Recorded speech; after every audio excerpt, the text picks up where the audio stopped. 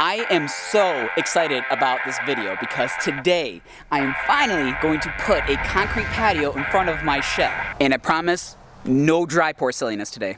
But you know me, and it's not going to be just any concrete patio. It's going to be a half circle patio. But of course we're going to take it just one step further and do an awesome compass design. And of course we're going to take it just one more step further and do some really cool exposed aggregate on this to bring out the design and make it pop. So let's make something cool.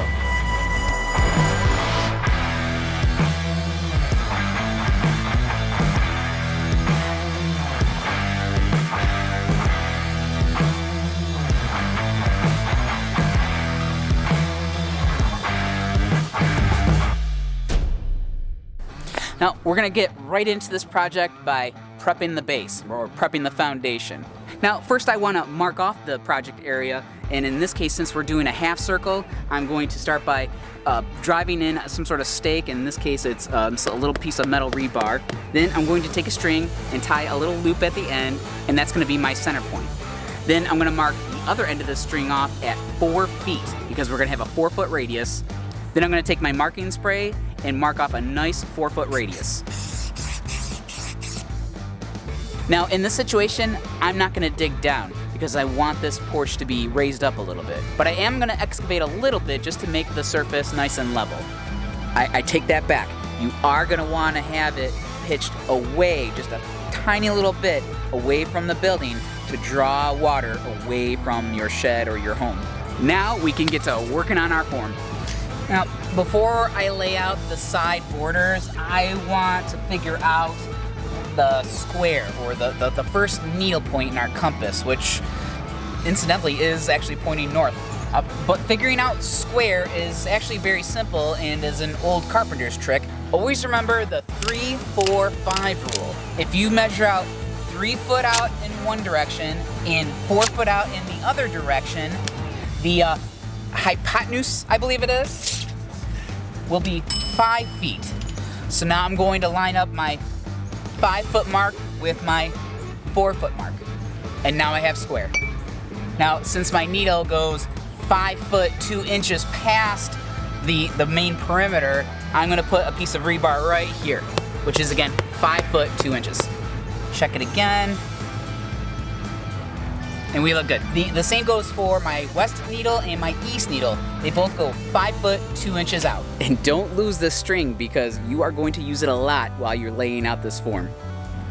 Now, as far as the second point to my triangle, it's going to be 1 foot away from center.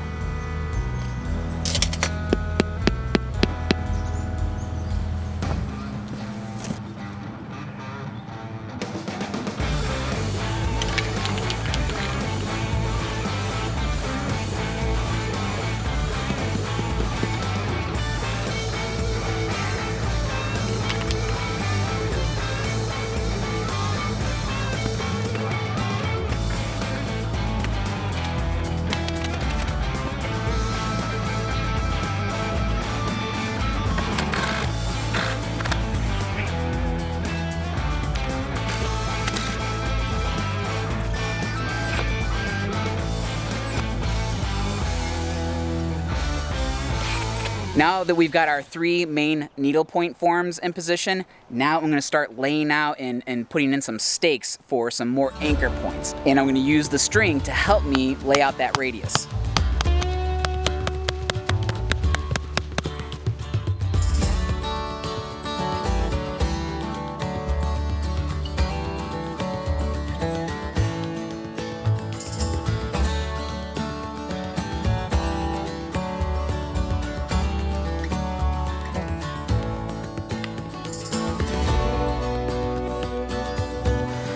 Now that we've got these great anchor points, now it's time to form up the sides. And what I've done is I've taken some 1/4-inch plywood or some underlayment or luan, and I've cut them into 4.5-inch strips. 4.5 inch because I want my slab to be 3.5 inches, and I'm gonna lay down about 1 inch of gravel, but we'll get to that in a second.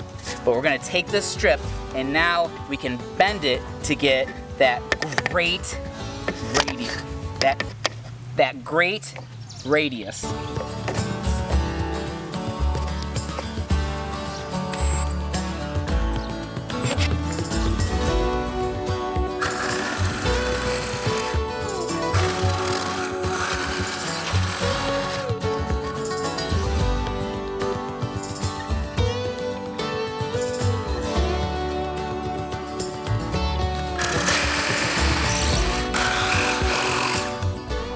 Now that our form is done, the only thing that we have left to do is to lay down a 1-inch layer of gravel for the base and also for good drainage. Just make sure to tamp it down really well.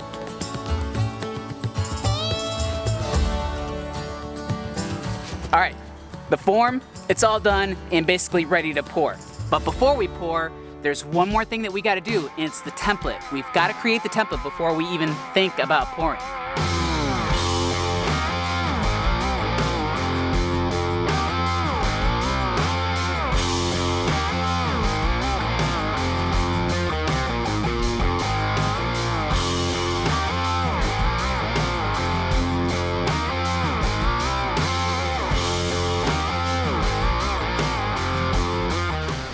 Well, it's a bit like Swiss cheese, but it's going to serve its purpose very well. We have to piece it together a little bit. That's all. But it's gonna work. It's gonna work. All right, it is pour day, so now would be a good time to talk about what kind of material we're gonna use, and that's the Rapid Set 24/6. Now, usually I like using Rapid Set's CSA-based cements, but today it's just little old me working on this very big project, so I need something a lot slower than the regular cements because they're not called Rapid Set for nothing. So 24/6 is Rapid Set's version of a Portland-based cement, much slower than their other CSA-based cements, but still faster than a regular Portland-based cement. It's called 24/6 because in 24 hours it has structural strength, and in 28 days it has 6,000 PSI.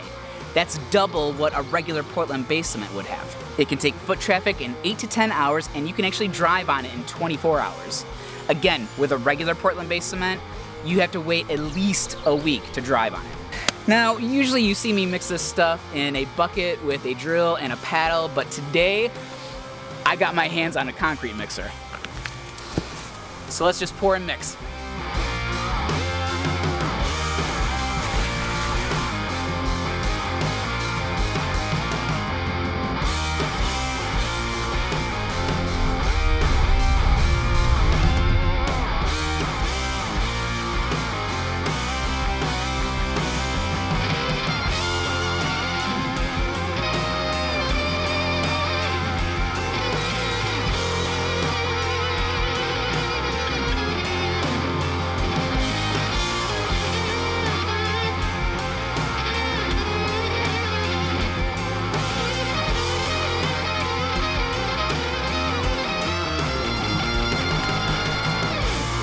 All right, just got done pouring. Now before I screed it, I want to tap around the sides, get rid of any of those air pockets on the side.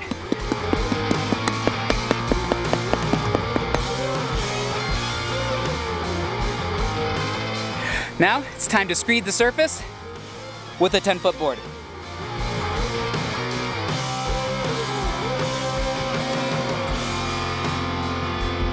Now, I'm gonna let that sit for about a half hour, then it's time for finishing.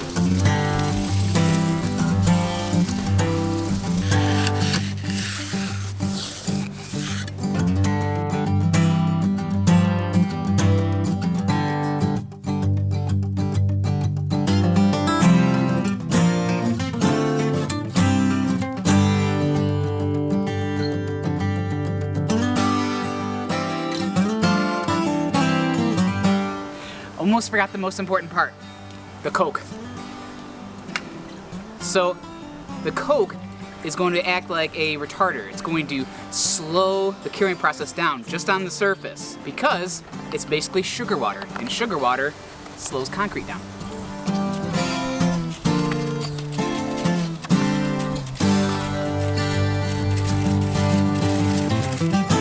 All right, now just gotta set a timer for 5 hours. In 5 hours, we're gonna come back to this with the power washer, or maybe even just a garden hose.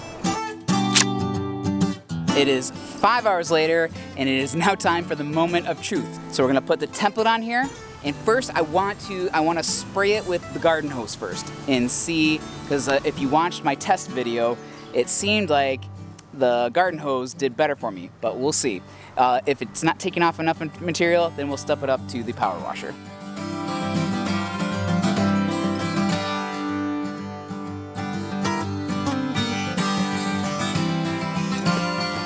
I'm gonna try it on the flat setting.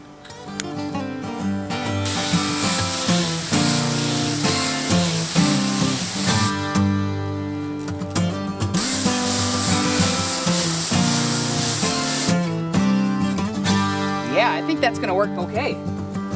I can control it better too.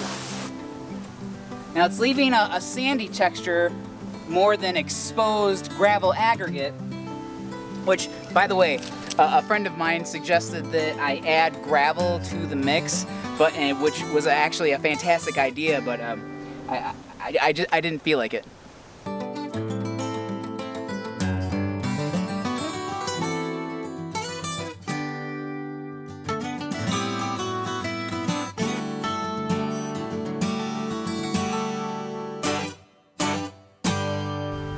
Now it's time to take the forms off to see if the second part of this technique worked. I'm not gonna lie, I'm a little scared. Ah, you son of a...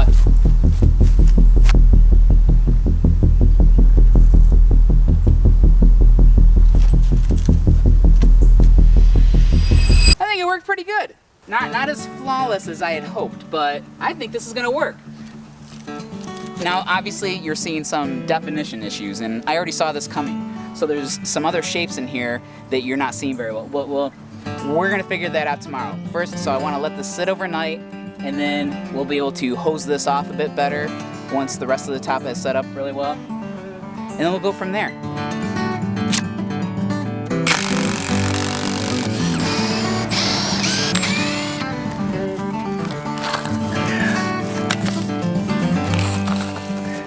Well, I'm not gonna lie. It's looking a little rough. It's a little rough. Got some serious delamination happening over here just below the door where the Coke was dripping from the door down onto the slab. But as I was thinking of all the different ways that I could fix this, I was also thinking that I might leave it because I love when things look like they have naturally been decaying or they look old or weathered or ancient. And this is, I feel, like another one of those happy little accidents. But I truly believe that these are the things that give your project all sorts of character. But going back to that definition problem, there were certain shapes that I couldn't convey onto the template. So again, racking my brain of all the different ways that I could fix that, I decided to keep it simple, and I think I'm going to chisel some lines in there to try to emulate what's going on with the rest of the slab.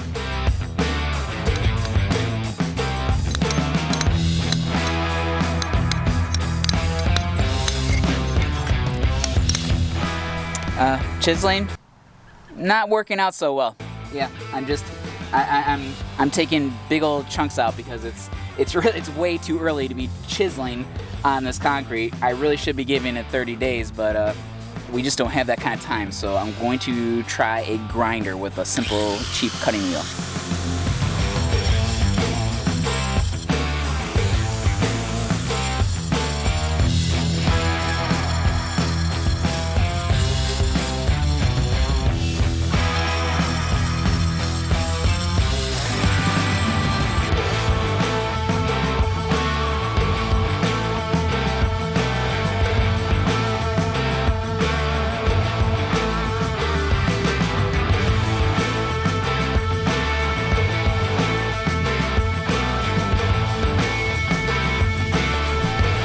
Now that is cool.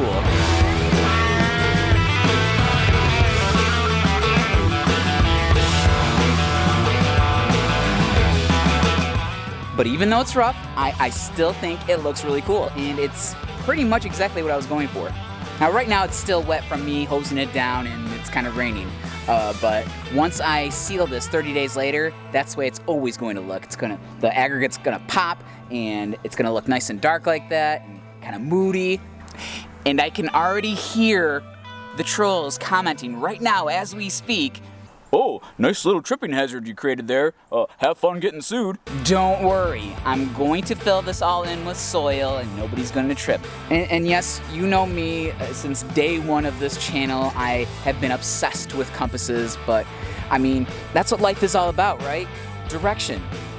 So make sure you take a good one. And thank you for watching this video, and I'll see you in the next one.